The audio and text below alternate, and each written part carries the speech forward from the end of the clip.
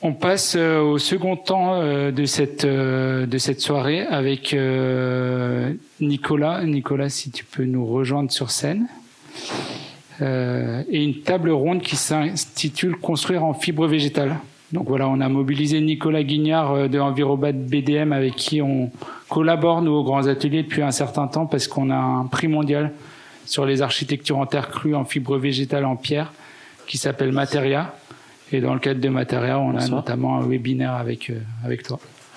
Bonsoir, merci. Je vais aussi inviter les intervenantes et les intervenants à me rejoindre. Je serais bien embêté de faire cette table ronde tout seul.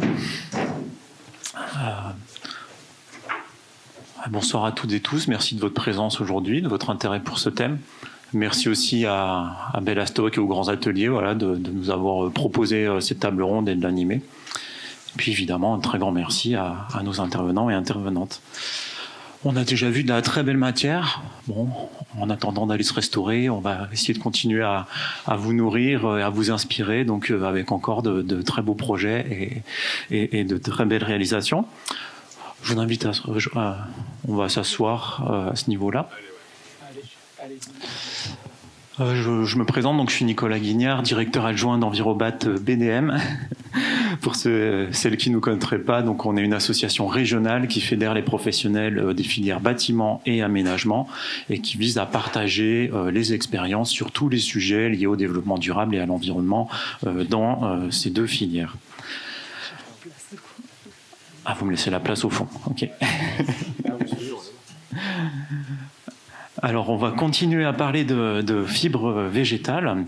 Et pour ce faire, donc, nous allons accueillir plusieurs intervenants et intervenantes. Alors, j'ai préétabli un ordre, hein, vous n'êtes pas installés tout à fait dans le même ordre. Donc, nous aurons Bijan Azmayesh. Donc, Bijan, tu es architecte, diplômé de l'ENSA de Marseille, et tu avais suivi la formation qualité environnementale du bâtiment, qui est un peu à l'origine de la création d'Envirobat BDM. Tu as d'abord travaillé au parc naturel régional du Luberon avant de cofonder donc l'atelier Ostraka en 2005 dans le Vaucluse. Et au sein de l'atelier, alors vous portez, à mon sens, la vision d'une architecture qui répond aux enjeux environnementaux actuels, en prenant en compte les aspects liés au bioclimatisme. Et puis surtout, vous menez une réflexion approfondie sur la question des matériaux utilisés, en recourant au maximum à des matériaux issus de filières locales renouvelables. Tu es également enseignant à l'école d'architectes de Montpellier sur le studio des matériaux et des procédés constructifs. On a aussi avec nous donc Christelle Quinonero, merci. Donc Christelle, tu as une formation initiale d'architecte et tu as exercé dans différentes agences et aussi en libéral, mais tu as également un diplôme de l'ENSTIB sur le bois et la construction. Tu as rejoint le bureau d'études Gojard Technologies en 2007, donc le bureau d'études de référence dans le domaine de la construction bois basé à Avignon, et tu es désormais chargé de projet. Donc tu as abandonné un petit peu cette casquette d'architecte, et depuis le passage en scope en 2009, tu es associée et co-gérante depuis 2024, et tu interviens également à l'ENSA de Marseille, donc on voit qu'il y a quand même beaucoup de liens avec l'école d'architecture. On a également aussi Pierre Delot. Pierre, merci. Toi, tu es ingénieur de formation. Après un passage dans le domaine de l'industrie, tu as rejoint l'association d'insertion Le Village, qui est basée à Cavaillon, pour travailler notamment sur l'atelier de production des écomatériaux. Et tu es originaire du monde agricole, donc cette sensibilité t'a un petit peu rattrapé. Donc tu as créé en 2005 l'association Bâtir en Balle, qui a notamment pour objectif de valoriser les cosses, donc les balles, c'est les cosses, l'enveloppe qui protège les grains de riz, dans le domaine du bâtiment. Et tu gères désormais ton activité professionnelle au travers donc d'une structure qui s'appelle les champs... mince, je ne l'ai pas noté. C'est un jeu de mots. Le champ des artisans, pardon, en travaillant sur le développement des matériaux issus du monde agricole avec des projets de recherche et également dans le champ de l'information. Et puis enfin, donc, nous accueillons Chiara Silvestri et Gianluca Cadoni. Donc, je pense qu'ils sont bien connus des étudiants, puisque vous êtes tous les deux enseignants, chercheurs au sein de l'ENSA Marseille. Je vous laisserai corriger si je dis des petites approximations. Chiara, tu es maîtresse de conférences et tu co-animes notamment avec Antoine l'atelier sur les fibres végétales locales. Petite partie, c'est surtout Antoine. Ah. Et Gianluca, tu es diplômé en architecture, docteur en architecture et chercheur au sein du laboratoire Project, je ne sais pas si je le prononce bien, et vous travaillez tous les deux avec Christelle Marcaro, donc, qui est maître de conférence sur la conception d'un outil d'inventaire des ressources régionales au service de l'architecture que vous allez nous présenter juste après. Donc pour le déroulé de cette table ronde, ce qu'on a prévu, c'est d'abord un petit temps de présentation de chacun pour que vous puissiez nous présenter vos projets, nos réalisations en lien avec ce thème. Vous verrez qu'on va avoir encore de très belles choses très inspirantes. On aura ensuite un petit temps d'échange. Voilà, on va essayer de pas trop déborder. Je serai le maître du temps, difficile casquette de gestion du temps. Et puis ensuite, évidemment, on vous laissera la parole si vous avez des questions. Ah, je sens que la technique nous fait défaut. Alors, dans un premier temps, voilà, j'avais prévu de donner la parole à Bijan pour avoir tout de suite le regard de l'architecte. Donc, tu vas nous présenter un aperçu des projets sur lesquels tu travailles, ainsi que les travaux que tu mènes avec les étudiants de l'école d'archi de Montpellier. C'est toujours dur de meubler quand il y a des problèmes techniques. Alors, on va peut-être se décaler un tout petit peu, effectivement.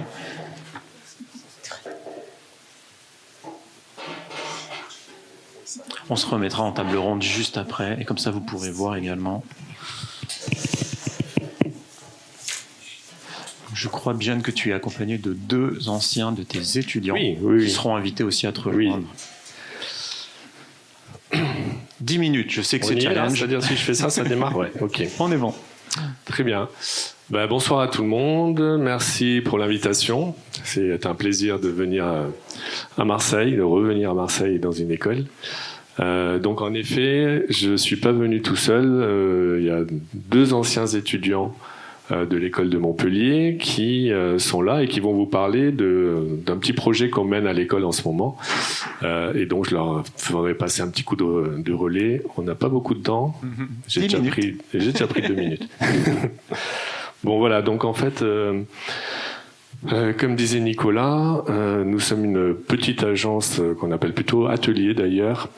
Dans le Vaucluse, nous sommes 2. Il y a Jérémy Lannes qui a fait quelques interventions chez vous déjà, et moi-même. Et notre territoire d'intervention, c'est plutôt le 84, le 13, le 04. Le 30, et on nous définit souvent comme des architectes de campagne. Ça nous va bien, on aime bien ça. Et parce que on se promène dans ces paysages-là et on les connaît très bien. Donc on parle de la fibre. Donc on vous présente quelques projets que nous avons menés depuis quelques années, sachant que le premier projet de notre atelier et celui-ci et les premières interventions datent de 2005. Donc je me dis, il doit y avoir déjà des gens dans la salle qui n'étaient même pas nés peut-être. Donc le roseau et la récupération de matières non exploitables, voilà, par les seigneurs. Donc on a récupéré ces roseaux-là. Et on a décliné le roseau sous différentes façons, sous différentes manières, sur le site des Marais du Viguera, dans le 13. Peut-être certains connaissent, avec le Conservatoire du Littoral. Et donc, le hangar que vous avez vu au départ, qui est un hangar entièrement bois, fondation bois. Et puis, on a fermé ce hangar par des murs sur des fondations cyclopéennes, c'est-à-dire avec des galets du site. Et on a raidi, alors tout à l'heure on parlait de la canne de Provence, mais on a raidi les fondations avec de la canne de Provence. Ce qui nous a permis de faire aussi les petits relevés, sachant que ces murs sont juste là pour s'autoporter et ne portent pas la charpente. Au passage, quelques positionnements de nichoirs, vous avez remarqué, et puis ces roseaux posés tête bêche, et ensuite enduits à la terre et à la chaux sur un grillage à poules que certains ont remarqué. Vous avez vu également que ces roseaux sont rigidifiés par des cannes de Provence, horizontalement positionnées. Donc voilà, donc toujours cette déclinaison, c'était ça le premier projet, c'était de faire une isolation par l'extérieur en roseau défibré. Donc on a déchiqueté ces fameux ballots de roseau que vous avez vus et on a fait une ITE par l'extérieur. Ça c'était en 2005, c'était ça la première intervention sur tous les bâtiments du site. Donc une expérience très riche et très efficace puisque derrière tout ça est instrumenté et les courbes de consommation ont été suivies pendant un certain temps. Qu'est-ce que je peux vous parler encore du roseau? Donc le roseau positionné d'une autre façon, un peu d'inspiration, pas forcément animale, mais toujours en Camargue. Et on avait un animal, un passereau tisserand en Camargue qui a disparu, mais qui faisait ce genre d'ouvrage. Donc bon, on parle de nid, donc nous on aime bien aussi ces ambiances un peu comme ça. Voilà, de nid. Alors, on parle de nid d'amour parce que c'est une salle de réunion, mais qui le soir se transforme en petite salle de déjeuner aux chandelles parfois. Donc, ça nous plaît bien. Voici la petite salle de réunion qui est exploitée aussi bien en hiver qu'en été, puisque cette vêture en roseau est quand même une bonne couverture thermique, même s'il n'y a pas de menuiserie. Là, vous n'avez que des moustiquaires. Nous sommes en Camargue. J'invite Orlan et Marin pour nous parler de ce pavillon test qui est réalisé à l'école d'architecture de Montpellier et qui a fait l'objet d'un... merci beaucoup Bijan. Donc bonjour, donc Marin et Orlan. On est deux étudiants de l'école d'architecture de Montpellier et en effet on a fait notre PFE l'année dernière. Pour un peu de contexte, c'était un projet, donc ça répondait à un appel d'offres de la région Occitanie sur l'innovation pédagogique et donc on a amené un sujet de construction d'un pavillon bioclimatique dans l'école d'architecture de Montpellier avec un objectif d'apprentissage par l'expérimentation. Et donc on était accompagné d'une équipe d'enseignants et du laboratoire de l'école.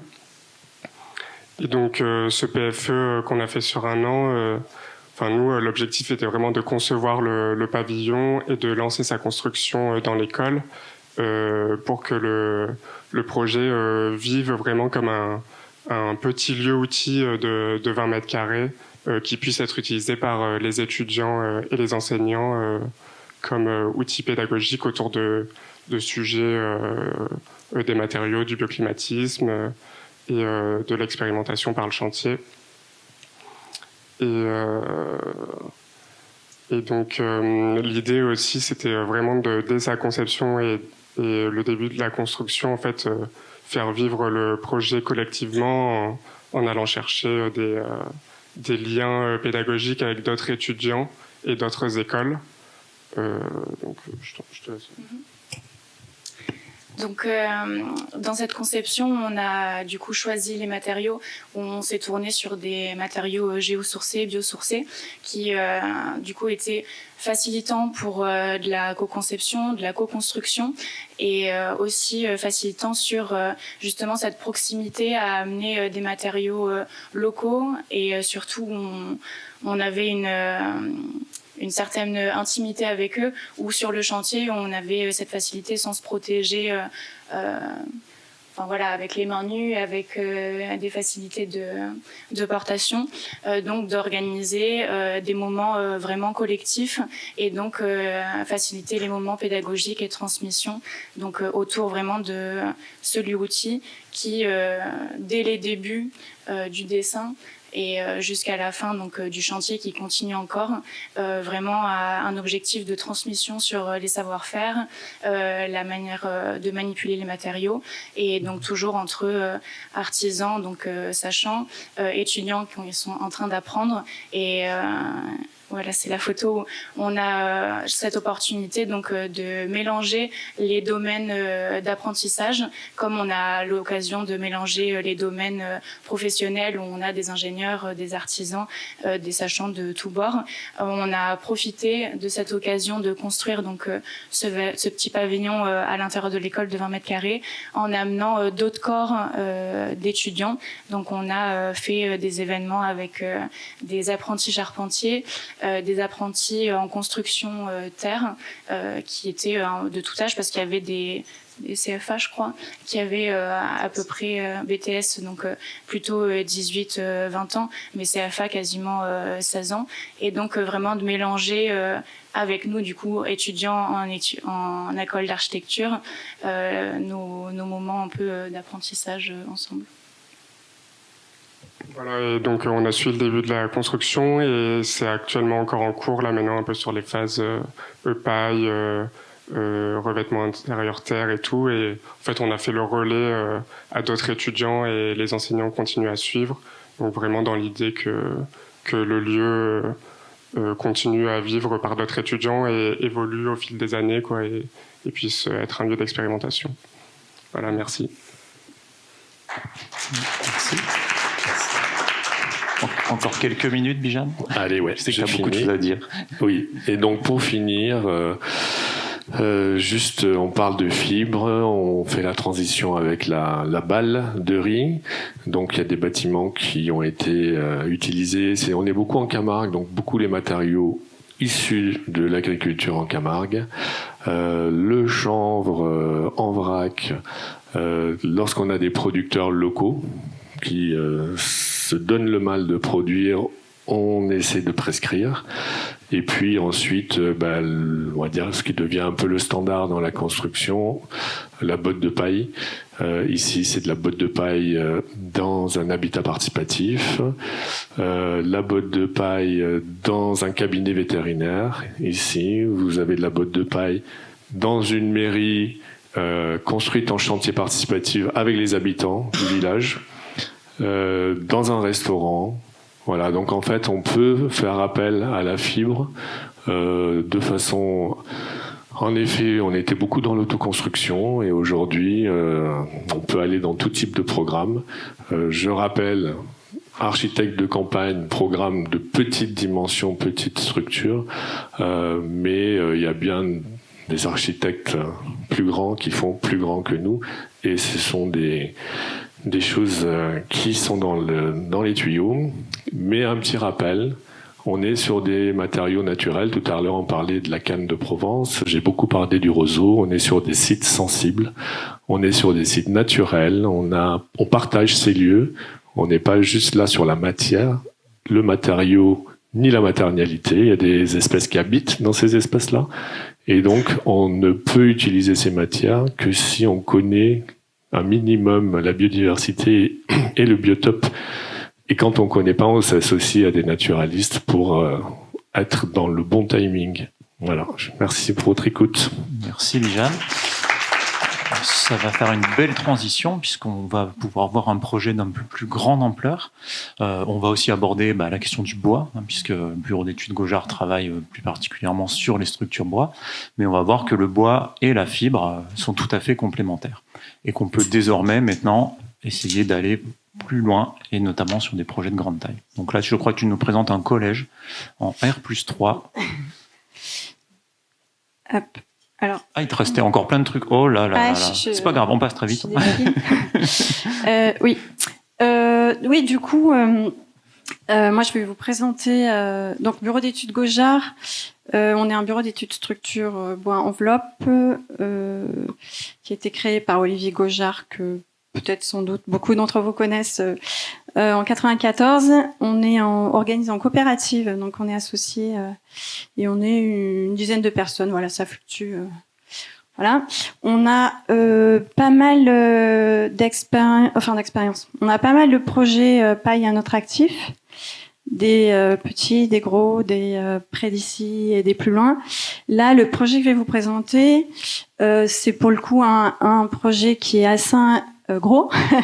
C'est un collège qu'on a construit à Nancy et qui est intéressant par rapport aux problématiques auxquelles on a été confrontés, enfin soumis sur ce projet.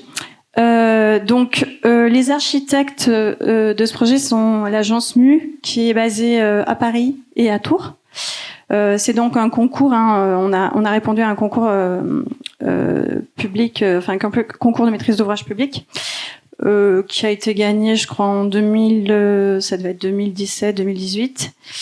Et le projet a été livré en 2022 parce que, bien sûr, on a eu le Covid, les ralentissements avec les prix des matériaux. Enfin bon, je vous passe les détails. Au niveau de l'équipe, donc on a une équipe de... C'est vrai que nous, au sein du bureau d'études Gaujard, et c'est un peu la particularité de tous les bureaux d'études bois, hein, on aime bien travailler de façon très rapprochée avec nos collègues archi. Et donc le projet il est un peu c'est un peu itératif, notre méthode de travail. Je vous présente rapidement le contexte. Donc ce collège, il est alors est-ce qu'on voit ma souris?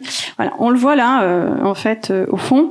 Il vient s'inscrire dans la particularité qu'il a au niveau du programme, c'est qu'il vient s'inscrire dans un campus universitaire, un gros campus. À Nancy, il y avait une volonté du conseil départemental de regrouper 2 collèges, c'était des collèges de type Prep+, pour que les collégiens ils soient assez rapidement baignés dans le monde universitaire et que ils aient envie, enfin en tout cas qu'il y ait cette possibilité pour eux d'être familiarisés avec ce milieu-là. Donc il y a un fonctionnement. Je vais le présenter un petit peu plus loin. Voilà. Donc le collège est là et il vient en lien avec le Crous qui est à côté, c'est-à-dire que la cantine, les collégiens vont manger à la cantine du Crous, donc ils croisent les étudiants, tout ça.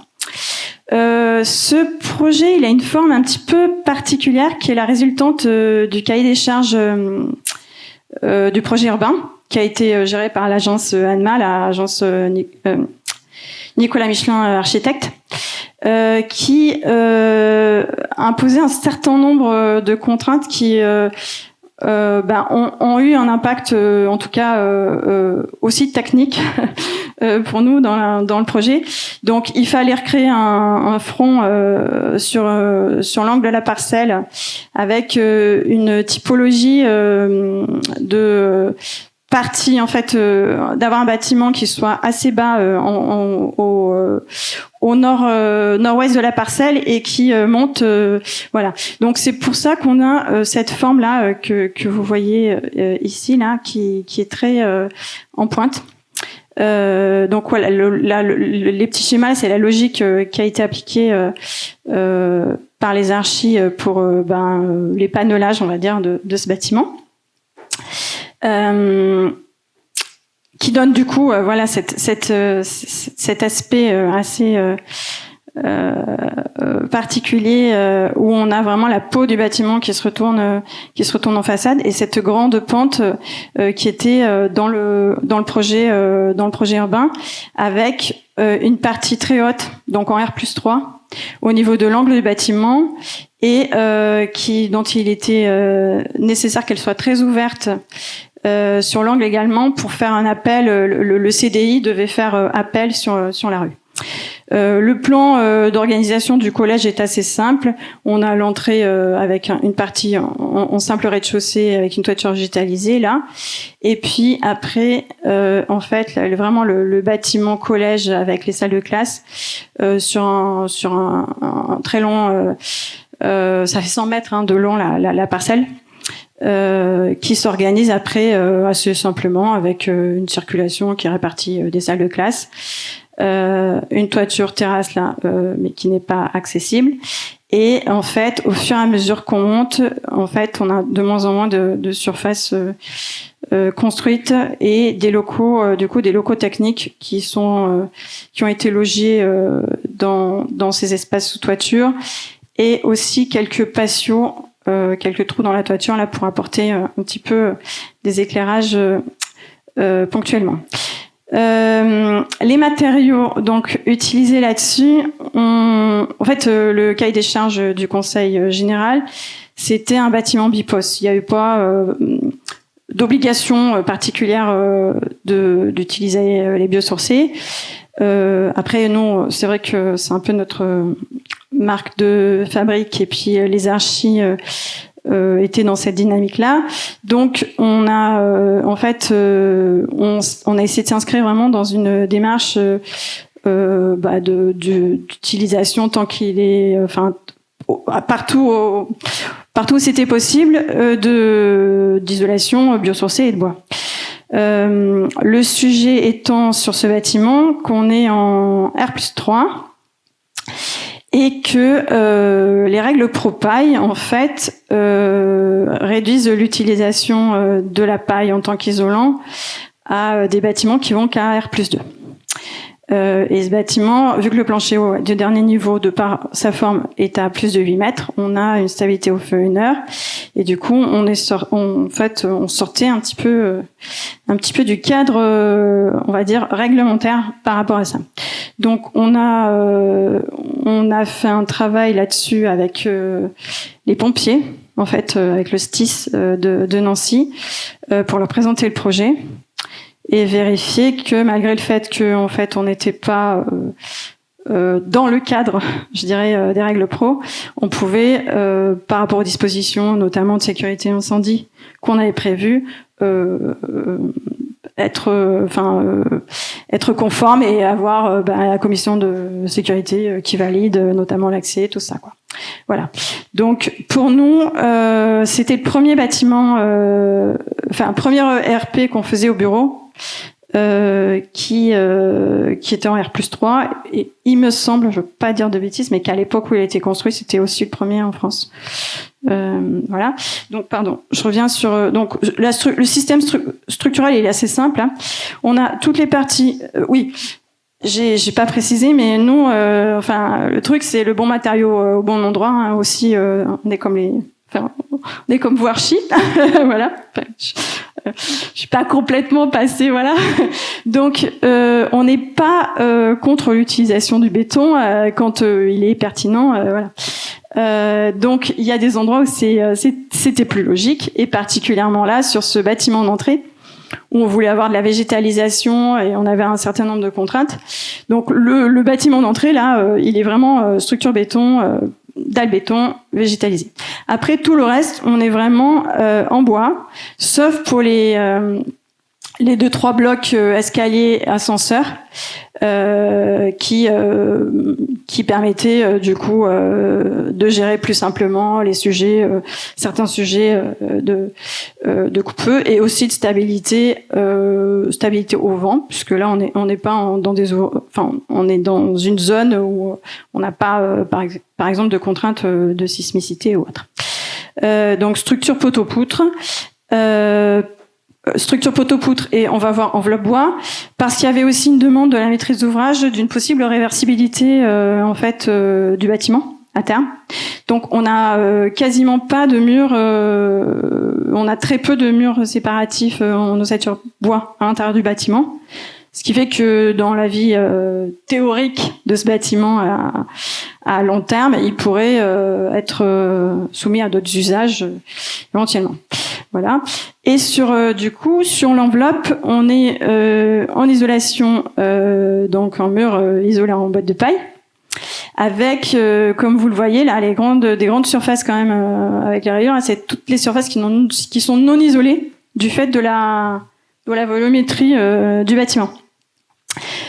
Donc c'est vrai que c'est un bâtiment, moi je pense qui à terme, en termes de réversibilité, pourrait aussi avoir une autre vie dans l'exploitation possible qui pourrait être faite de ces espaces qui pour l'instant sont la résultante de ces contraintes de plan d'urbanisme, quoi.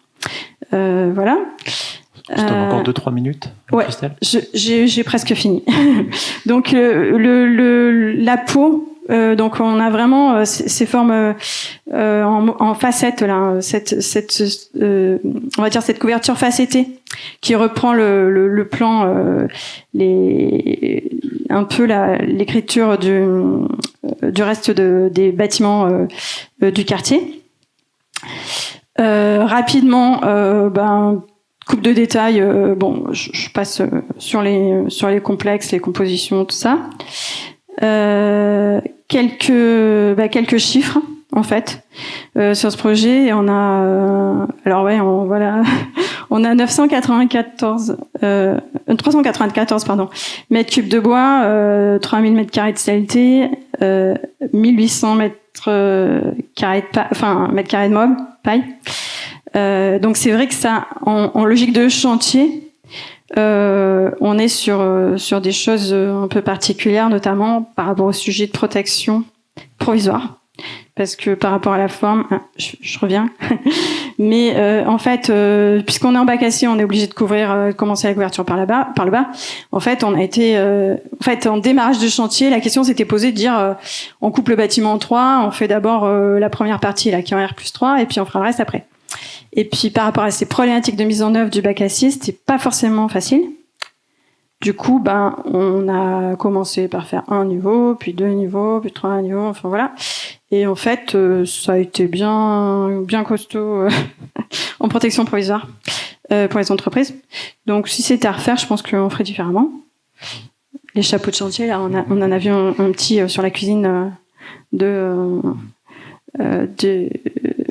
du village éphémère là, ça voilà. Donc caisson bois paille et en fait petit clin d'œil sur les espaces intérieurs là où aujourd'hui à l'heure où je vous parle on est susceptible sur les bâtiments, il y a une révision de la sécurité incendie, des réglementations de sécurité incendie en cours, qui est vraiment préoccupante possiblement pour nous tous qui construisons en bois et en biosourcé, parce qu'on va vers un possible durcissement là-dessus. Et donc ce projet-là que vous voyez aujourd'hui, là, qui a été livré en 2022, si on devait le construire aujourd'hui avec la réglementation qui va possiblement rentrer en vigueur, on verra plus de bois, quoi. Voilà. Et je finis avec ça. Voilà. Je vous remercie. Merci Christelle. Oui, on imagine que le chantier, ça a dû être une partie de plaisir. Alors on vient de prendre un très gros projet, comme quoi c'est possible de mobiliser des fibres sur des projets d'ampleur. Alors de la paille de blé, on n'en a pas tellement en PACA. Par contre, on a les coproduits du riz. Donc Pierre, tu vas nous parler plutôt de la filière risicole, donc qui est propre à la Provence, avec les 2 coproduits que sont la paille de riz et la balle de riz, dont on a déjà un petit peu commencé à parler. On se donne 10 minutes.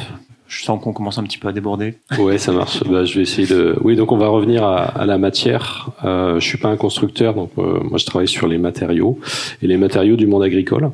Et comme j'ai pas l'accent du sud, mais que je me suis dit que j'allais habiter dans le sud-est, il y a des choses qui étaient pas valorisées du tout. C'était les coproduits de la riziculture. Donc il y a la paille de riz et la balle de riz. Donc c'est de ça dont je vais vous parler. Là, vous voyez la moisson du riz en Camargue. Alors, ça se passe à l'automne dans des conditions où les terrains sont humides. Et les 2 coproduits, donc la paille, c'est la tige, et la balle, en fait, c'est l'enveloppe qui protège le riz. Tout comme tout le monde connaît les pipasses. Les pipasses, donc la coque de tournesol, elle protège la graine pendant sa croissance. Donc ces 2 coproduits, pourquoi on peut les valoriser ? Déjà la question à se poser, c'est qu'est-ce qu'ils ont dans le ventre ? Est-ce qu'ils sont suffisamment robustes pour pouvoir être utilisés sur des décennies dans un bâtiment ? Et il se trouve que le riz, ça grandit les pieds dans l'eau, donc la nature l'a renforcé pour résister aux attaques fongiques, résister à l'eau, en le gorgeant de silice. Et la silice apporte des propriétés intéressantes au niveau comportement au feu. Donc c'est notamment pour ça que je me suis dit que c'était pertinent de travailler sur ces matériaux. Et voilà, donc je fais ça depuis 2012 à peu près. Ces matériaux, alors ils proviennent du monde agricole. Donc la première question à se poser, c'est est-ce que c'est pertinent d'essayer de développer des nouveaux usages? Est-ce que le monde agricole aurait pas besoin de ces matériaux? Il se trouve qu'avec le riz, les animaux, donc là vous voyez des bovins. Alors ces bovins, ils sont pas en région PACA, ils sont dans d'autres régions de France, et ils ont besoin de litière. La litière, traditionnellement, elle est faite à partir de paille, de blé. Et la paille de riz, elle a une difficulté, c'est que, ok, ça peut servir de litière, mais par contre, après, elle se décompose mal. Donc ça pose des problèmes aux agriculteurs une fois qu'elle est sous forme de fumier. La balle de riz, c'est un peu la même chose. On peut l'utiliser en litière, mais après, elle va pas se décomposer rapidement au champ. Et quand on remet du fumier au champ, le but, c'est de renouveler la matière organique et de refertiliser. Et si on a un matériau qui se décompose mal, ça pose du problème au monde agricole, pardon. Donc du coup, c'est intéressant de valoriser ça parce que c'est presque un problème si on le laisse dans les rizières en Camargue. Donc mon boulot à moi, celui que je me suis donné, c'est d'essayer de développer un nouvel usage au travers de l'isolation. Donc les deux coproduits, il y a deux structures qui travaillent ensemble, on va dire. Donc il y a la mienne, moi c'est bâtir en balle. Je travaille sur l'enveloppe de la graine. Donc là vous avez l'enveloppe du grain de riz. C'est un matériau qui peut servir d'isolant parce qu'il est suffisamment léger et il va se mettre en œuvre en vrac. Donc en fait, c'est pas l'isolant qui va imposer une contrainte à l'ossature. Vous allez faire les entraxes que vous voulez. Généralement, c'est des caissons ossature bois. Et puis vous allez aussi faire les épaisseurs que vous voulez, les formes que vous voulez. L'autre matériau principal, c'est la botte de paille. Donc la botte de paille, ceux qui gèrent ça au niveau national, c'est le réseau Français Construction Paille, donc qui a écrit les règles professionnelles dont on parlait tout à l'heure. La paille de riz peut être utilisée comme de la paille de blé, même si elle n'est pas encore totalement intégrée aux règles professionnelles. Il y a suffisamment de caractérisation pour que ça fasse plus peur à personne de travailler voilà, sous forme paille de riz pour le sud-est, parce que on est assez pauvre en paille de blé. Et que la paille de blé, c'est une paille qui, pour le sud-est, en fait, est utilisée par les bergers, puisque les brebis mangent de la paille aussi. Donc, par contre, elles ne vont pas manger le riz. Donc, on va plutôt laisser la paille de blé aux bergers, et puis valoriser la paille de riz, parce que, en fait, voilà, il n'y a pas de conflit d'usage. C'est des isolants qui sont 100% végétaux. Donc là, c'est quelqu'un qui construit sa maison avec sa fille qui est en train de jouer simplement avec de la balle de riz. Donc il n'y a pas d'inifugent, il n'y a pas de cochonnerie, on va dire, de rajouter. Donc c'est pour moi la première chose si on veut pouvoir se revendiquer éco-matériaux. Donc il y a des matériaux des matières premières avec lesquelles c'est possible et d'autres pas. Avec celles-ci, c'est possible parce que justement elles ont été renforcées par la nature.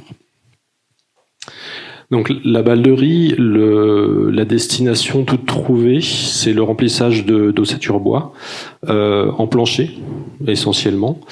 Donc là, on a un exemple d'une maison en paille en autoconstruction où le plancher est rempli avec la balle de riz et tout le reste est fait avec de la paille. Alors là, on est dans les Hautes-Alpes, c'est de la paille de blé et pas de la paille de riz, mais ça aurait très bien pu se faire de la même manière.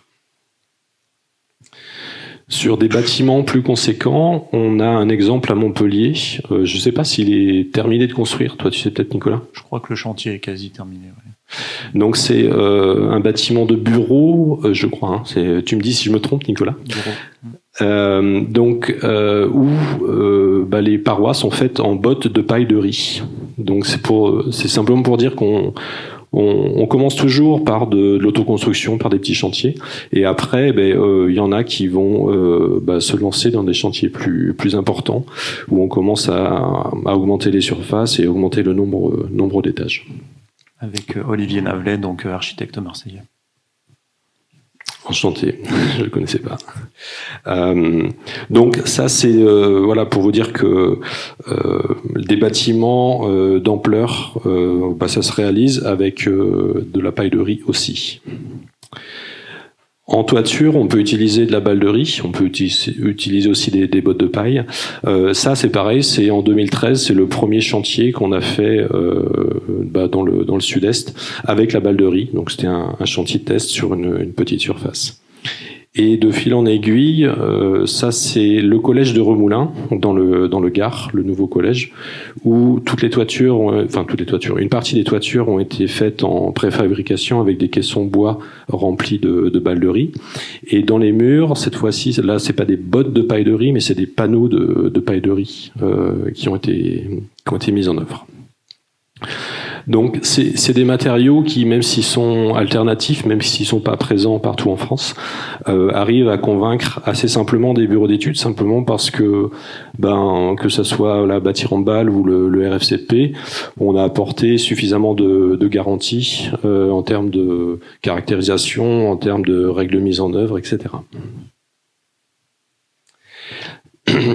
Et voilà, pour poursuivre, là on a vu des matériaux qui étaient utilisés seuls dans une paroi, parce que voilà, l'ingénieur que je suis, si on demande de prédire les performances isolantes d'un matériau, ça va bien s'il est tout seul. Par contre, si on commence à mélanger les matériaux entre eux, c'est l'enfer. Jamais je pourrais vous garantir la performance isolante de ce truc-là. Donc on n'arrivera pas à la calculer. Par contre, on entend tous parler de réemploi, et il y a déjà une forme de réemploi qui est celle des chutes de chantier, des chutes d'isolants. On pourrait très bien faire une partie de l'isolation avec les chutes de chantier de panneaux rigides ou panneaux semi-rigides de fibres de bois, de fibres de chanvre, de ce qu'on veut, et compléter tout ça avec un granulat en vrac pour boucher tous les interstices. Si on fait ça, non seulement ça permet de revaloriser quelque chose qui aurait pu être un déchet, ça permet de moins avoir à manipuler d'isolation vrac, et puis en fin de vie, ça va rester très simple, simplement parce que on peut facilement séparer un matériau rigide d'un matériau qui est fin et en vrac. Donc chacun pourra revivre sa vie avec son scénario de valorisation. Et c'est ce qui permettrait aussi, par exemple, de valoriser des isolants qui n'en sont pas, comme la gerbe de lavande, par exemple, des isolants qui sont grossiers, informes, des écorces de bois, qui peuvent pas être utilisées toutes seules, simplement parce qu'il y aurait trop de trous et donc trop de convection au sein des matériaux. Donc il faut juste remplir les trous avec des matériaux plus petits. Donc c'est cette logique-là qu'on essaie d'amener. Moi j'en parle au travers de la balle de riz, mais j'aimerais que ça puisse être repris un peu partout en France en adaptant toutes ces techniques au contexte local. Et puis pour être dans l'innovation, donc il y a la construction en terre telle qu'on la connaît. En Italie, il y a des gens qui planchent sur l'impression 3D de bâtiments en terre crue. Et là, c'est juste pour dire que dans la recette en Italie, à partir du moment où ils produisent beaucoup de riz, dans la recette, ils ont mélangé de la terre avec de la balle de riz et de la paille de riz broyée. Et toutes les alvéoles qui sont restées vides, en fait, ils les re-remplissent avec la balle de riz. Donc on peut avoir une interprétation vernaculaire 2.0 ou 3 ou 4, 5.0, je ne sais pas comment vous le dire, mais il y a des choses qui sont faisables avec les ressources locales en version contemporaine. Et enfin, pour terminer, ce que je tiens à dire, c'est que un matériau, pour moi, il est vraiment vertueux si en fin de vie, on pourrait l'utiliser simplement en faisant du paillage ou de la litière. Si on doit le passer au travers d'un centre d'incinération, d'un méthaniseur ou de choses comme ça, moi j'ai pas envie de travailler sur ce genre de matériaux et de consacrer mon temps, mon énergie là-dessus. Donc balle de riz et paille de riz, à partir du moment où on n'a pas besoin, on va dire, de doper leur performance en les inifugeant, etc., c'est des matériaux que vous allez pouvoir simplement utiliser dans votre toilette sèche en fin de vie, utiliser pour pailler votre jardin, etc. Donc c'est des matériaux qui proviennent du monde agricole, qui n'a pas d'usage aujourd'hui de tout ça, Et en fin de vie, on va pouvoir les réutiliser, enfin en tout cas les réincorporer au sol. Donc on les emprunte pour une période, et puis je pense que ce cycle-là, il est vertueux et il mérite d'être développé. Merci. C'est un beau manifeste pour le bâtiment circulaire. Et puis, je pense qu'il y a déjà pas mal d'idées, du coup, pour le village éphémère de Juillet. Merci. Donc, on vient de voir 2 ressources locales, mais parfois, pour les concepteurs, c'est compliqué de savoir qu'est-ce qui existe comme ressources locales. Donc, il nous semblait vraiment important de pouvoir donner l'opportunité donc à Gianluca et Chiara de présenter le travail que vous menez depuis maintenant pas mal d'années, donc sur un outil qui vise à aider les concepteurs à identifier les ressources locales et surtout la manière dont on va pouvoir les utiliser. Oui, effectivement, nous, on se place à côté ou en amont de tout ça. C'est-à-dire qu'on travaille en partant déjà dans un cadre pédagogique à l'école d'architecture, donc aussi dans un contexte de formation, mais de recherche aussi. Et on part un peu d'une vision générale de prise de conscience des enjeux aujourd'hui liés aux questions de la matière et de l'énergie, mais aussi de la place qu'on se donne en tant qu'être humain au milieu des milieux, au milieu de tout le reste, de tout ce dont on fait partie. Donc, à partir de tout ça, il est nécessaire de faire et de penser à partir donc, de la matière, des ressources, la matière et le climat, pour arriver aux matières, c'est-à-dire quelque chose qui est autour de nous et duquel nous faisons partie. Tout ça, c'est lié évidemment aussi à la façon dont on conçoit l'architecture en tant qu'architecte, la façon dont on fait projet. Et pour cela, on s'est posé la question de comment répertorier, inventorier les ressources qu'on a au niveau de matière, énergie, savoir-faire autour de nous. Et alors, on s'est posé la question, mais qu'est-ce qu'on va inventorier? Donc, la première ressource qu'on a autour de nous, c'est les énergies, donc le climat, les énergies naturelles. Ensuite, les matières et les matériaux, évidemment bio-géosourcés, mais aussi, et ça c'est très important, les savoir-faire et les dispositifs constructifs et bioclimatiques qui vont avec. Et donc, on a essayé de travailler tout ça en étudiant l'architecture rurale traditionnelle sur la base donc, des exemples d'une enquête sur l'architecture rurale dont les archives étaient au MUCEM pendant un petit moment, avec d'autres sources. Je passe un peu vite, parce que 5 minutes, ça passe vite. On a fait aussi des relevés sur place, donc on a trouvé par exemple des bâtiments en pisé dans le Var ou dans d'autres secteurs où on n'aurait pas vraiment imaginé d'en trouver. Et on est parti donc pour notre cartographie en répertoriant, en redéfinissant la région sud à travers la notion de biorégion. C'est-à-dire qu'on a croisé un ensemble de facteurs pour dépasser cette idée de région administrative et pour regarder, pour définir des régions qui soient issues d'un mélange, d'une interaction de plusieurs facteurs. Donc, on a mélangé donc, les cartes, superposé et interpoler les cartes de climat, de végétation, d'orographie, de bassin versant, etc., pour redéfinir la biorégion. À partir de cela, on a après regardé les différentes ressources qui étaient à disposition, notamment, là par exemple, c'est la végétation. Après, vous allez voir, Gianluca après va présenter plus en détail le fonctionnement de site, mais l'idée, c'est que plus on descend en échelle, plus on a d'informations.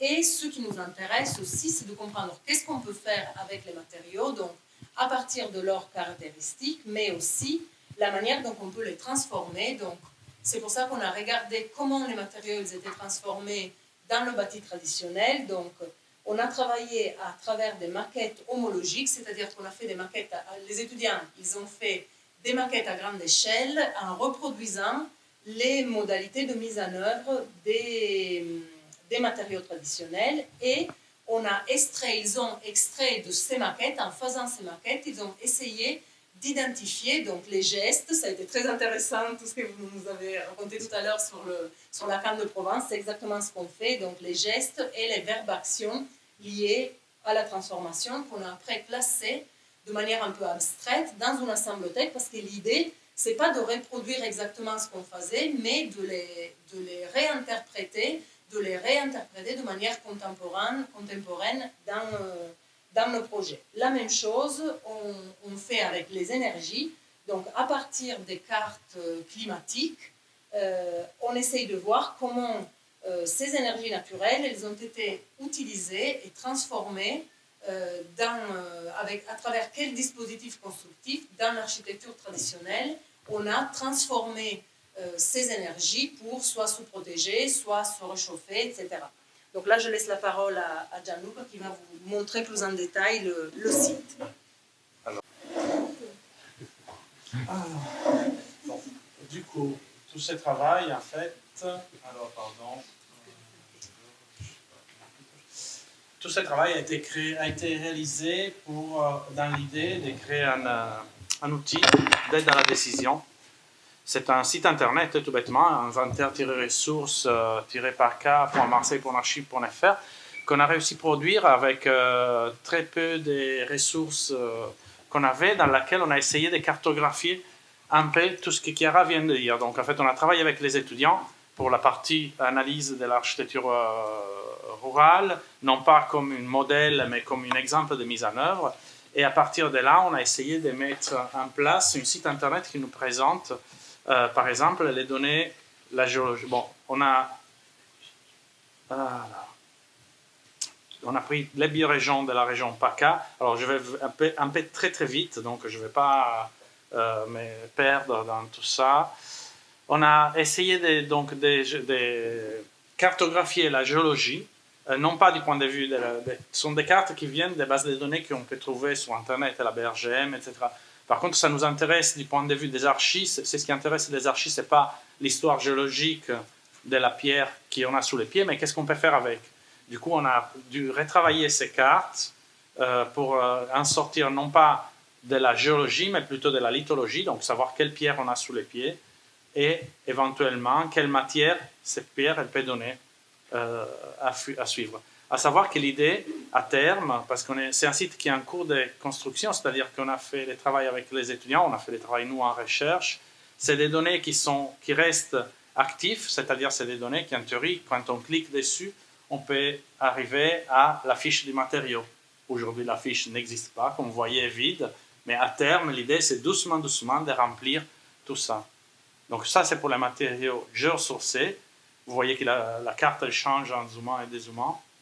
De la même manière, alors attendez, hop, j'adore sans la souris. De la même manière, on a travaillé sur les matériaux biosourcés, donc la question des ressources biosourcées. Là aussi, on peut avoir plusieurs indications entre les essences des bois présentes sur le territoire. On zoome, le temps qu'il se charge, c'est un peu lourd comme carton. Voilà, il y a un bug. Est-ce qu'il marche Internet sur cet ordi?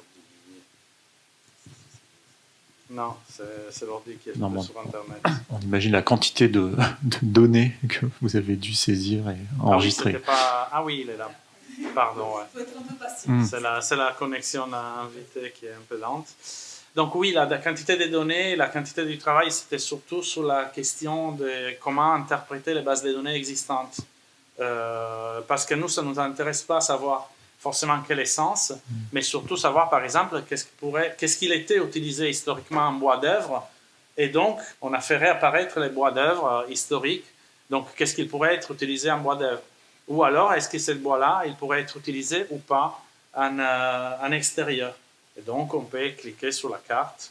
La même chose, on l'a fait sur les cultures qui produisent des déchets agricoles. Bon, je vais en Camargue parce que c'est un peu plus dense en cultivation, effectivement. Et donc, là aussi, encore une fois, les matières, donc les produits déchets agricoles, ils sont traités soit par les cultures qui peuvent produire des déchets, soit par les modules de la matière. Pour nous, les modules matière et les modules matériaux, c'est les modules d'extraction de la matière. Et les modules matériaux, c'est les modules dans lesquels on peut le retrouver dans la mise en œuvre. Donc, on parle des pailles hachées, des vracs, des bottes, et ainsi de suite. C'est un site qui est en ligne, qui continue à être alimenté. Donc, pas mal de références, pas mal de textes, toute la méthodologie, on va la mettre en ligne. C'est en cours. Pour le moment, on a publié des articles, mais on va mettre en ligne un jour la méthodologie. J'assure pas que ce sera demain, mais ça sera fait. De la même manière, on a traité comme un matériau aussi le climat. parce que le climat est une ressource, c'est notre point de vue. Et le climat, est, ce qui est un peu hostile aux architectes, c'est de savoir quelle est, à l'occasion, la pluviométrie en 2020. On a mis depuis 1950 à 2100, donc on a aussi une vision perspective avec les données d'Adrias, avec une RCP, donc une quantité de CO2 mise à 4,5, qui est très gentille, donc on sait déjà qu'on a dépassé cette prévision, donc on est plutôt à 6, donc c'est des données très optimistes, mais on ne voulait pas être trop pessimiste. Sur les climats, ce qui était intéressant là aussi, on a utilisé les mêmes méthodes. Un état climatique, ce qui est difficile à interpréter pour un architecte, parce que pour savoir quelle est la température moyenne dans une année, pendant une année en 2020 dans la région PACA, bon, oui, ça parle, mais pas forcément. Bon, ça nous dit quelque chose quand on passe en 2100, parce que la carte, elle devient rouge, mais bon, à part savoir qu'il fait 15 degrés à Apt, c'est pas très intéressant. Mais c'est ce qui nous intéressait, c'était par exemple de savoir combien de jours il dépasse les 28 degrés entre 1950, par exemple. Donc on avait 70 jours à Carpentras, et en 2100, où on aura 110 jours d'été à plus de 28 degrés à Carpentras. Donc ça veut dire que la longueur de l'été inconfortable, elle va augmenter lourdement. Et après, on a réussi encore, et ça c'était un peu le défi compliqué, à transformer, à cartographier les potentiels des diagrammes de l'Erumide, des diagrammes de Givoni, sur les potentiels des dispositifs, des stratégies de rafraîchissement passif. Donc à partir de ce qu'on utilise sur un projet ponctuel, on a essayé de la cartographier, donc de cartographier les potentiels du rafraîchissement passif. Alors pour le moment, on a inséré seulement la ventilation nocturne, qui est la plus performante dans nos régions, et la ventilation naturelle, qui donne une indication forte à la conception architecturale.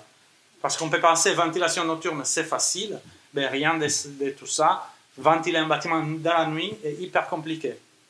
Et donc, de le rendre acceptable et ventilé dans la nuit, c'est très difficile. Donc, vous voyez, la ventilation diurne, elle arrive à 50% des potentiels. Bon, là, on est en 2100, on est un peu méchant. On va en 2020, on devrait monter un petit peu, plus ou moins. Et par contre, la ventilation nocturne est beaucoup plus performante, mais en même temps, les pourcentages sont plus élevés, potentiel de rafraîchissement, mais en même temps, c'est très compliqué. Elle a un impact très fort sur l'architecture. D'où la question de l'architecture, de la ressource climatique qui manipule l'architecture et de l'architecture qui manipule la ressource climatique. Donc, on revient à la question qui est initiale, le climat peut être manipulé et manipule notre architecture. On part avec c'est ce qu'on a, et c'est ce qu'on a, c'est aussi un climat dans lequel on s'installe. Tout ça filtré à travers, pardon, je vais un peu vite, les parcs bâtis qu'on a fait étudier par les étudiants des bâtiments vernaculaires. Alors, je vais sur deux bâtiments emblématiques en fibre, la cabane des gardiens. Alors, là aussi, hein, on en a rempli 2 ou 3 pour le moment. On a les matières, doucement, doucement, on la remouline pour pouvoir les remettre. La cabane des gardiens, dans laquelle, comme on a dit tout à l'heure, sur les sites internet, on a les photos de l'AR, ou alors les plans en coupe faits par les étudiants sur la mise en œuvre du roseau, les maquettes de détails faites par les étudiants, et ce qui pour nous était très intéressant, les chaînes opératoires, donc les résultats de ce travail sur les gestes-actions de la matière. Donc par exemple, pour les roseaux, on a une chaîne opératoire matière, donc de l'extraction. Je vais y arriver. Ah oui, ça ne marche pas la souris.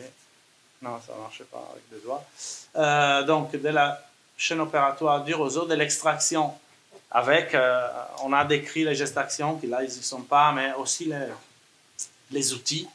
Donc, les sagnadous pour la couper, la brassée, qui est 5 brassées dans une botte, et ainsi de suite. Donc, l'arrivage, les modules matériaux, et après, à travers la maquette, pardon, je vais y arriver, la chaîne opératoire matériaux, donc les étudiants qui ont travaillé donc sur la mise en œuvre en maquette, évidemment, donc il n'y a pas la contrainte du poids, c'est beaucoup plus simple, mais jusqu'à la couture de la toiture en roseau. L'idée étant, non pas que les étudiants deviennent des experts de la matière, mais donner l'idée et de donner l'exemple des gestes d'action qui étaient faits pour éventuellement restimuler des éventuelles filières, ou en tout cas donner un historique à ces gestes d'action qui ont été faits pour monter ce type de bâtiment. Alors, je prends un autre bâtiment en Cannes de Provence, parce qu'on en a parlé aujourd'hui, qui n'est pas complet, donc on n'a pas la... donc ça, c'était un bâtiment où l'annexe à côté était effectivement en Cannes de Provence, comme vous pouvez le voir, où il y avait des poteaux et des poutres en Cannes de Provence, et donc qui a été reconstitué par les étudiants en maquette, là aussi, avec la chaîne opératoire de la manière dont il avait travaillé la Canne de Provence pour reconstituer la toiture. C'est un exemple de mise en œuvre. Évidemment, c'est un travail fait en pédagogie avec les étudiants, donc soumis à des erreurs. C'est un travail diffusé, libre. Il y aura la méthodologie doucement en ligne. Et on compte implémenter les nombres de bâtiments, on compte continuer à travailler là-dessus.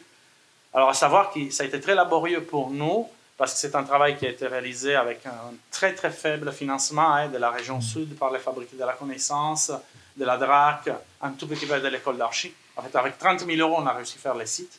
Donc, tout l'argent qu'on avait, on l'a donné au prestataire qui nous a constitué les sites. Donc là, les étudiants, bien sûr, qui ont travaillé dessus, et doucement, on remplira toutes les parties des textes.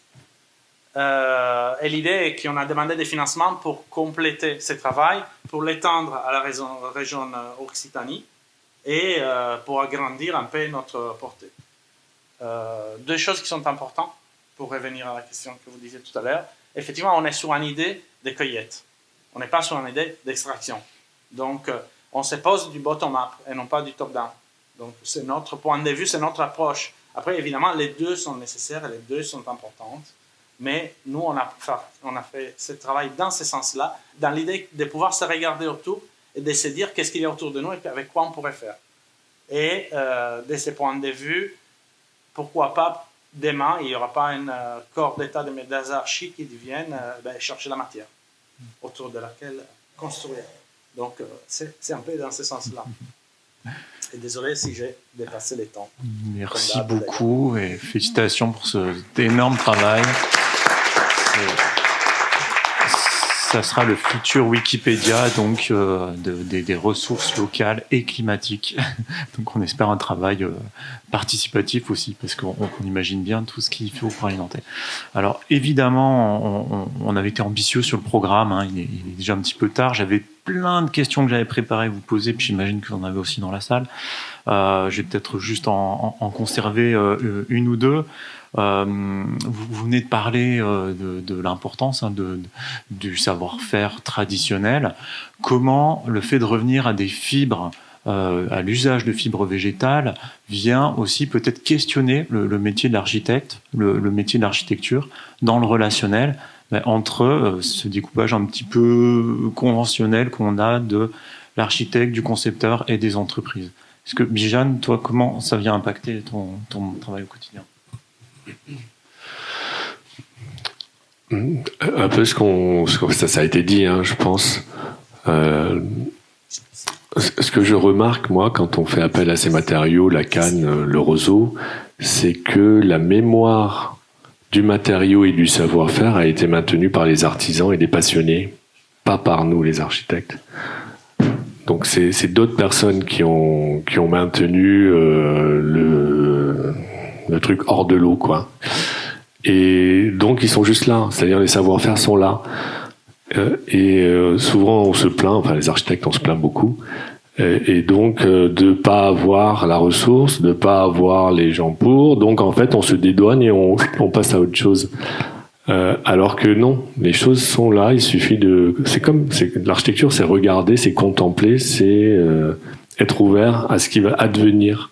Et donc, repérer ces gens-là, être dans l'ouverture, c'est comme ça, les gens s'attirent. Donc, quand on est dans le même chemin, les chemins se croisent. Et ça, vraiment, j'y crois.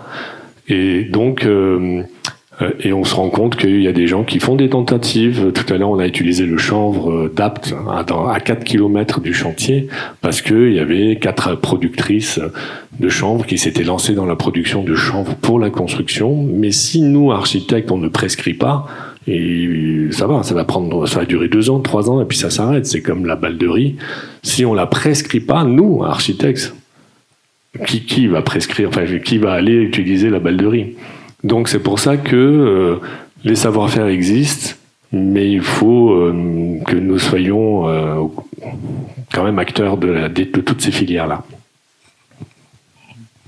Est-ce qu'au niveau d'un bureau d'études qui travaille peut-être plutôt sur le bois, il y a aussi cette importance du savoir-faire? Oui, je rejoins tout à fait ce que vient de dire Bijane.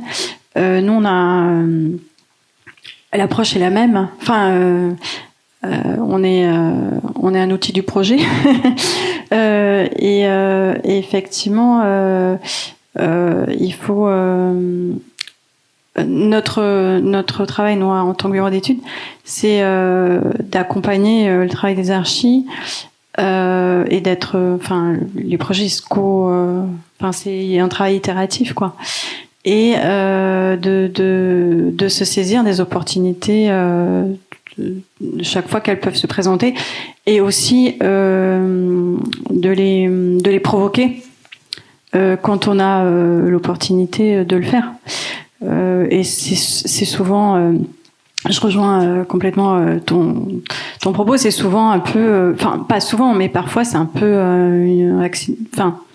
accidentel dans la rencontre, ou voilà, de quelque chose comme ça que naissent des expérimentations au début à petite échelle, et puis après des fois ça prend des échelles plus importantes, comme on voit le sujet de la paille. Mais comme il disait fort juste titre Pierre, à un moment donné, c'est parce qu'il y a des gens qui ont construit et qui se sont réappropriés. Alors il y a des gens qui gardent ce savoir et charge à nous d'être des relais de ça pour l'idée, c'est pas de réinventer parce que les choses elles sont déjà là, mais c'est avec les contraintes qui sont les nôtres aujourd'hui, climatiques, etc., de disponibilité des ressources, de s'emparer de ça collectivement, quoi. Merci. Vous intervenez tous les 5 en formation, notamment auprès des jeunes. Par rapport à tout ce qu'on a vu, je me dis qu'on sort d'une période où il y a eu l'industrialisation des matériaux, où quelque part les architectes étaient quand même relativement libres et pouvaient s'affranchir de disponibilité de matériaux, de contraintes techniques. Là, avec des matériaux locaux, non industrialisés, on vient renverser un petit peu la logique. Comment, auprès des étudiants, Gianluca et Chiara, vous venez aborder cette manière de voir justement la matériel? Un petit détail, je trouve assez intéressant ce que vous avez dit. Les architectes, ils étaient libres. Je ne sais pas, peut-être ils étaient juste esclaves de l'industrie qui produisait les matériaux. Peut-être on pourra être plus libre dans quelques années si on arrive justement à s'affranchir de tout ce système dans lequel on était un peu sur des rails, si vous voulez. On dit souvent on avait des catalogues de matériaux industriels, on piochait dedans. Oui, c'était une forme de liberté, mais peut-être, je ne sais pas, je ne suis pas sûre. Mais c'est ça, oui, qu'on essaye de montrer aux étudiants, en fait, qu'on peut faire autrement. Je voulais rajouter juste un mot très, très rapide sur la question de la matérialité du local, parce qu'on est aussi dans un monde un peu compliqué, un peu identitaire, et ça commence à me fatiguer. Et donc, je tiens toujours à le dire. D'une part, effectivement, la matière est locale, parce qu'on ne veut pas transporter de la matière pendant des milliers de kilomètres, comme on a toujours fait, depuis un peu de temps, pas mal de temps. Par contre, les savoir-faire sont métis. Il y en a qui sont allés se former en Espagne plutôt qu'en Maroc. Donc, les savoir-faire sont métis et c'est très bien de garder ce métissage de savoir-faire. On peut aller chercher les savoir-faire, on peut les reconstituer. Notre objectif dans le site Internet, ce n'est pas de faire voir l'erreur. En plus, il pourrait être très facilement cette question de l'identitarisme, parce qu'il y a une enquête qui a démarré par Vichy Donc, par période Vichy, donc, si près était, c'était un peu regarder ce qu'il y a en France. Mais en fait, l'idée est de dire, il existait ça, il existait ce mode de faire. Aujourd'hui, on peut le retrouver ailleurs, on peut aller le chercher ailleurs et on peut utiliser ce métissage et le réinterpréter avec ce qu'on a sous les pieds. Ce qu'on a sous les pieds est important. Le récolter avec attention est important. Le récolter sans détruire ce qu'on a sous les pieds, c'est important. Et en même temps, par contre, le savoir-faire doit être métis et doit rester métis. Les tapis provençal, donc le pisé provençal, le mot tapis vient du mot tabia nord-africain qui est passé en tabi en Espagne et il est retourné en tapis provençal. Donc c'est la même chose aujourd'hui dans l'accro on dit vernaculaire l'accro en terre, mais en réalité c'est une technique nord-africaine et ça nous va très bien. Et c'est très bien que c'était comme ça.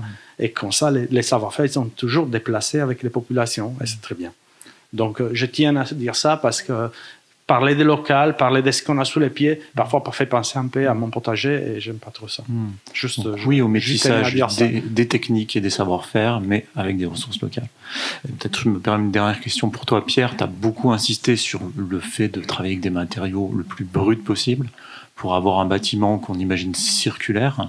Cet aspect-là, est-ce que comment tu l'appuies auprès des étudiants? En fait, les étudiants que j'ai, ils sont assez faciles à convaincre. Ça serait plus dur si j'intervenais chez les industriels, parce que c'est leur gagne-pain. Donc, moi, c'est assez simple à les convaincre. Par contre, là où ils vont avoir des difficultés, c'est peut-être pour trouver un assureur qui sera prêt à assurer leur chantier, etc., etc. Donc, tant qu'on n'a pas en face la réalité économique ou la réalité de l'organisation du monde du bâtiment, on peut tout imaginer. Et après, c'est là que ça se corse.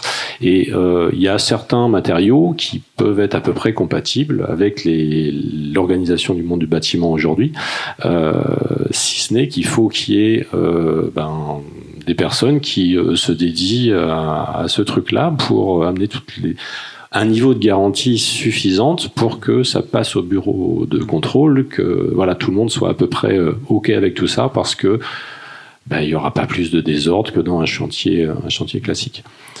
C'est un peu ça la question. Ouais, il y a un point important aussi, il me semble, là, sur lequel je rebondis par rapport à ce que tu dis. Je pense qu'on est vraiment sur vraiment une autre logique aussi, où au cœur ou à la croisée de tout ça, il y a la notion, tu l'as bien dit dans ta présentation, la notion de collectif, du commun, quoi. C'est-à-dire qu'on voit bien que ces matériaux-là, en fait, ils ne peuvent exister. Déjà, on parle de ressources, donc du prendre soin, voilà. Mais en fait, ce sont quand même des outils formidables qui nous sont mis entre les mains, de créer d'autres choses. Et ça, en fait, chargé à nous de nous en emparer contre effectivement les industriels et tout ça. Mais c'est vraiment, je pense. On le retrouve dès qu'on est vraiment sur ces logiques de matériaux-là, on est sur d'autres façons de faire dans le geste, mais on est sur d'autres façons de faire dans le comment on le conçoit, quoi. Oui, j'aime bien parler de la notion de valeur, parce que on peut acheter des matériaux industriels chers et derrière la main d'œuvre finalement va pas être qualifiée et va être sous-payée, alors qu'avec ces matériaux-là, on va mettre moins d'argent dans la matière, mais beaucoup plus dans l'humain. Et puis, en fait, ce genre de matériaux qu'on a sous la main, pendant l'époque Covid, c'est des choses qui auraient pu être utiles, parce que simplement les approvisionnements en matériaux lointains, ils n'étaient pas assurés, ou alors à des coûts prohibitifs. Et donc, c'est dans ce genre de temps difficile qu'on se repose la question, en fait, qu'est-ce que j'ai disponible en local? Et c'est en ça qu'il faut raisonner comme ça. Et ce que j'aimerais dire aussi, c'est que le monde du bâtiment, si on veut stocker du carbone, si on veut décarboner, si on veut tout, on a besoin des matériaux du monde agricole. Par contre, l'inverse n'est pas vrai. Donc, il faut vraiment qu'on aille vers le monde agricole, en comprenant ses contraintes, en comprenant son raisonnement aujourd'hui, le raisonnement aujourd'hui du monde agricole, c'est y a-t-il un marché ? Et clairement, la biomasse est devenue quelque chose de stratégique. Si on prend la balderie, en fait, il y en a une partie qui repart en Espagne parce que les Espagnols, ils ont besoin de litière animale. Ils en ont encore moins que nous. Il y a une partie de balderie qui remonte jusqu'en Suisse simplement parce qu'il y a des transporteurs routiers qui remontent à vide et donc ils vendent de la balderie là-haut. Et nous, on en a besoin de ces ressources. Mais moi, ce que j'essaie de faire, c'est à partir du moment où ces matériaux voyagent aujourd'hui pour des besoins agricoles, en fait, il faut développer des nouveaux usages. Et les nouveaux usages, ils passent au travers de toute la chaîne de valeur du bâtiment.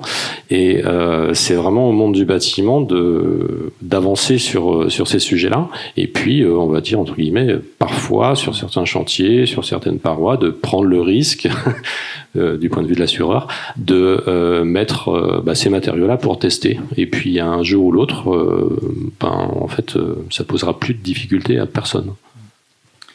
Merci. Je crois qu'on va devoir clore. Est-ce qu'on a le temps de prendre encore une ou deux questions avec les courageux qui restent et les courageuses? Je ne sais pas s'il y a un micro pour la salle.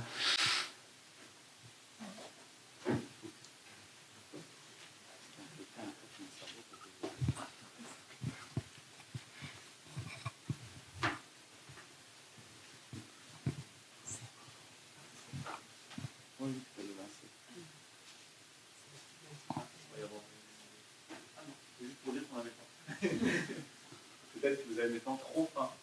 On a été long. Une question.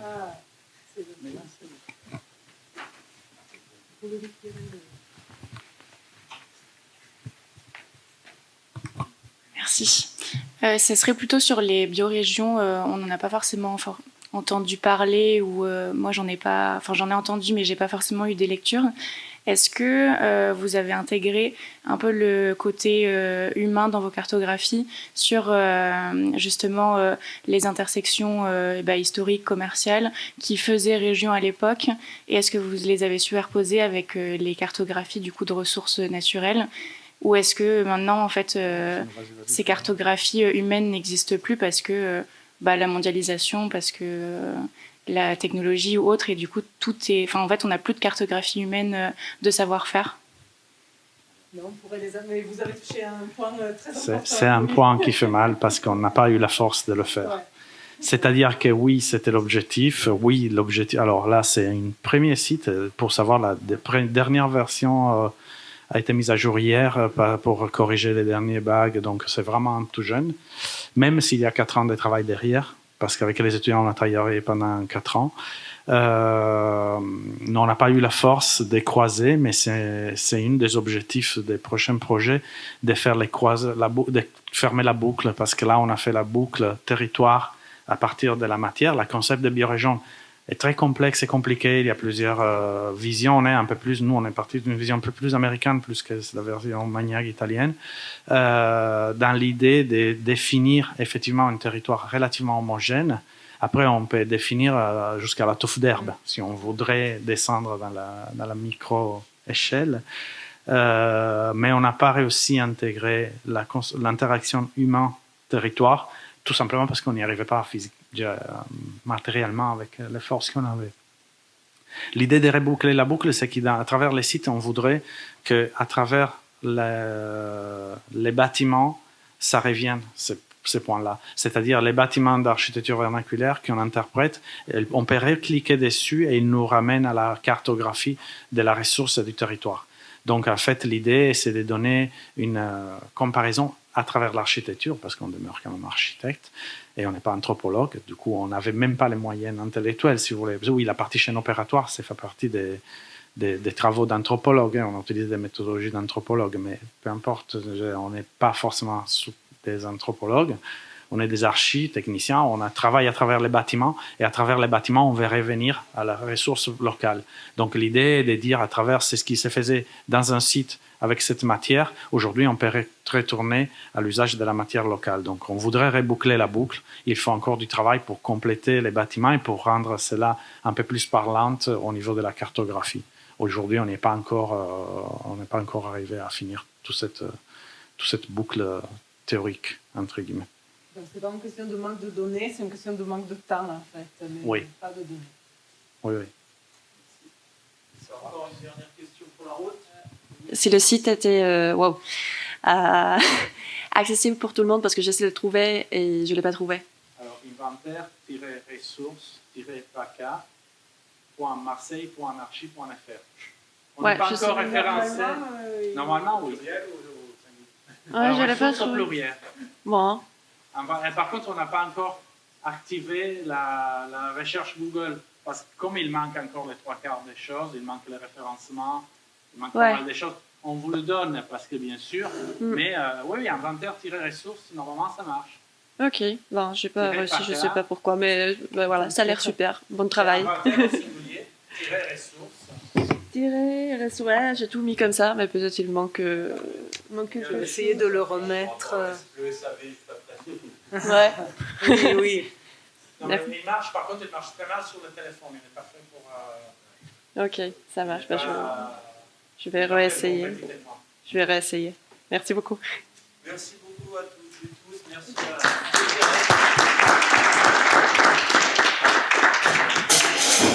Merci à Merci à vous toutes et tous.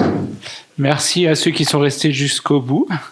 Et du coup, il y a un petit moment convivial qui vous attend juste à la sortie pour continuer à discuter autour de ces filières, de ces matériaux et de l'événement qu'on porte jusqu'à cet été. Bonne soirée.